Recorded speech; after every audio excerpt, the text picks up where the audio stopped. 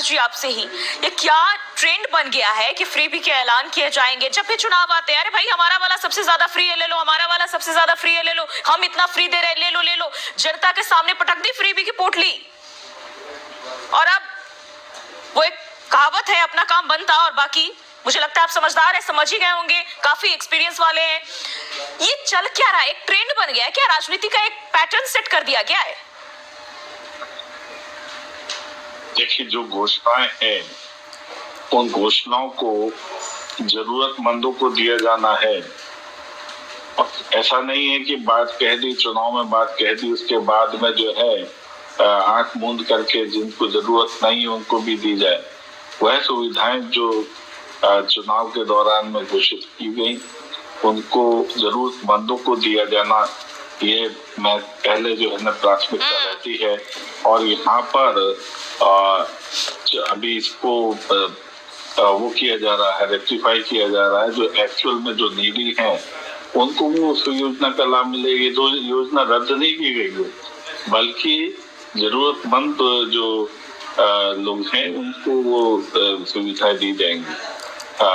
इसको इस तरीके से नहीं लिया जाना चाहिए, क्योंकि हम जो भी घोषणा करते हैं वो सभी घोषणाएं हम 100% पूरा करते हैं, तो पूरा अमले जामा पहनाते हैं। किसी प्रकार की केवल वोट लेने के आशय से कोई घोषणा की योजना नहीं है।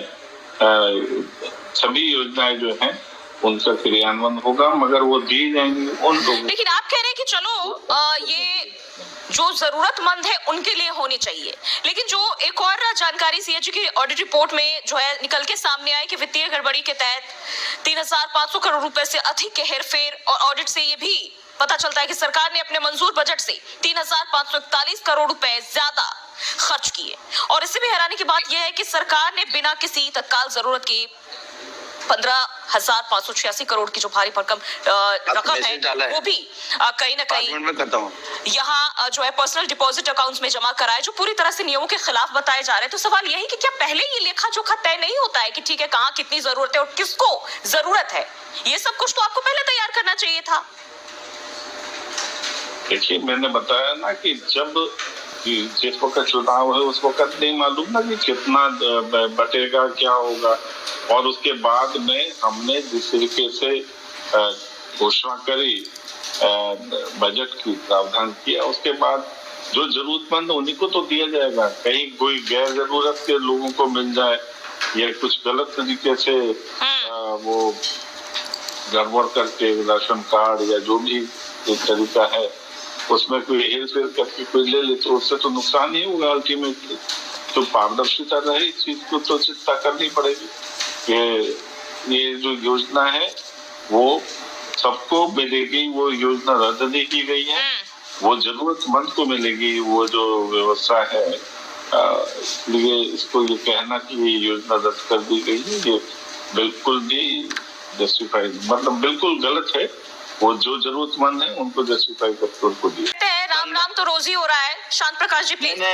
नथुराम वाले ये इनको राम जी भगवान के, अरे भाई भगवान सुरक्षित नहीं, आप और हम कैसे सुरक्षित रहेंगे? ठीक है आप ही बताइए। शांत प्रकाश प्लीज।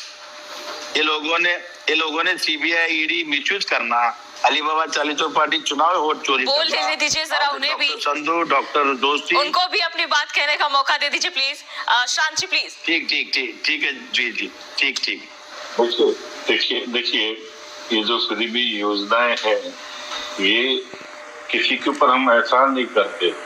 एक्चुअल में 140 करोड़ लोगों का देश है और इसमें सभी सक्षम नहीं है। तमाम ऐसे परिवार हैं जिनको जरूरत को आप लोग झूठ बोला। और उस वक्त मैं किसान का कर्जा माफ नहीं किया, देश के प्रधान नरेंद्र मोदी सर ने झूठ बोला है। अरे बाबा चुप रहो यार। नरेंद्र मोदी जी भी झूठ बोले। देवेंद्र फडणवीस जी लाख योजना आप लोगों ने फ्रॉडगिरी किया। महाराष्ट्र का जनता के साथ 14 करोड़ पब्लिक के साथ आप लोगों ने फ्रॉड किया। आपको सुनाई नहीं देता शिवानंद जी? क्या मैं विषय पे मैं जो बात बोल रहा हूँ मैं वो नहीं कर रहा, आपकी बात को कहीं काट नहीं रहा। आप प्लीज जी सर बोलिए सर नहीं प्लीज। नहीं सर बोलिए। संदीप पत्रा जी बोलिए। जी, मैं जो बात बोलना चाह रहा हूँ ये जो फ्री भी लेकिन योजना हम डरने वाले से नहीं है। क्या है, आप बोल लो, पूरा टाइम आप बोल। ठीक है शांत प्रकाश जी, देखिए उन्होंने एक और बात कही थी कि भाई जो जनता के हित में है वो तो लागू करना पड़ेगा, लेकिन सवाल यहाँ ये हो जाता है कि जनता के हित में क्या है और कितनी योजनाएं। अगर हम 4 योजनाएं दें परमानेंट करें, लेकिन हम इतना पिटारा उनके सामने ले जाके पलटी मार देते हैं कि भाई लो ये सब कुछ तुम्हारे लिए, एक समय के बाद हमें पता है भाई हम पूरा कहां से करेंगे, हमारे लिए तो इतना। करेक्ट।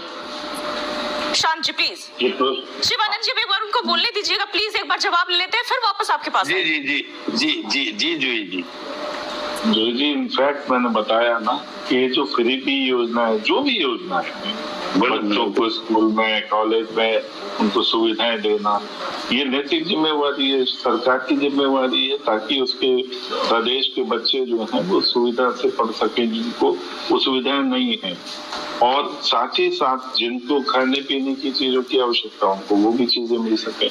मगर साथ ही साथ होता क्या है कि जिस वक्त हम इस योजनाओं को इम्प्लीमेंट करते हैं तो ऐसे लोग भी उसमें शामिल हो जाते हैं या जो व्यवस्थाओं को लेते हैं जिससे व्यवस्था का लाभ जरूरतमंद तक नहीं पहुंच पाता। तमाम पहले आपने देखा कि जब आधार कार्ड से लिंक जो राशन कार्ड नहीं थे तो उसका लाभ भी उन लोगों को नहीं मिल पाता था। राशन कार्ड को आधार कार्ड के साथ में लिंक किया, उसका लाभ मिलना शुरू हुआ। तमाम बाहर से जो घुसपैठिए यहाँ पर आकर के हमारे भारतीय नागरिकों के उन सब सुविधाओं के ऊपर अपना गलत आधार कार्ड या गलत, इन सब चीजों को दुरुस्त करने की आवश्यकता है। और ये फ्री भी किसी के ऊपर एहसान नहीं है, सरकार की जिम्मेवारी है।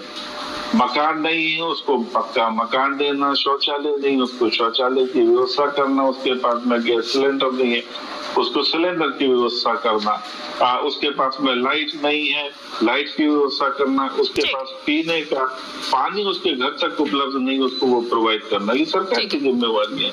यहाँ पर कोई किसी पर एहसान नहीं कर रहा, मगर एहसान तो ये बिल्कुल भी नहीं कहा जा सकता है सर, एहसान नहीं कहा जा सकता है, हमको ही मिले। सरकार कभी जनता के ऊपर एहसान नहीं करती है, वो उन्हीं के खातों से उनको देती है, तो एहसान पक्ष या विपक्ष दोनों में से कोई नहीं कह सकता है। शिवानंद जी आप कुछ कहना चाह रहे हैं जल्दी से प्लीज।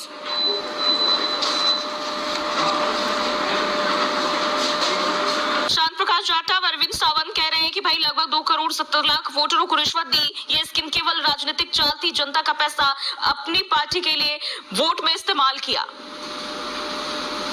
मैं इस बात का जवाब इस प्रकार दूंगा, जब मैंने कहा ना कि जो लाभ जिसके लिए योजना बनाई जाती है उसको मिलना चाहिए, और जिस प्रकार सरकार ने महाराष्ट्र में कहा है कि कुछ अनियमितताएं हैं उस पर जो है, लेकिन सर वही चीज है ना कि जिसको मिलना चाहिए ये कौन जाके उसको सर्च करेगा, वो तमाम चीजें सरकार का ही तो काम है कि भाई कौन से लाभार्थी है वो तमाम चीजें निरीक्षण करे, जांच पड़ताल करे, उसके हिसाब से दी जाए। यानी कि आपको सिर्फ अपने वोट के हिसाब से वोट लेने थे, उस समय चुनावी वादे करने थे और समय आया तो अब ठीक है हेर फेर हो गया।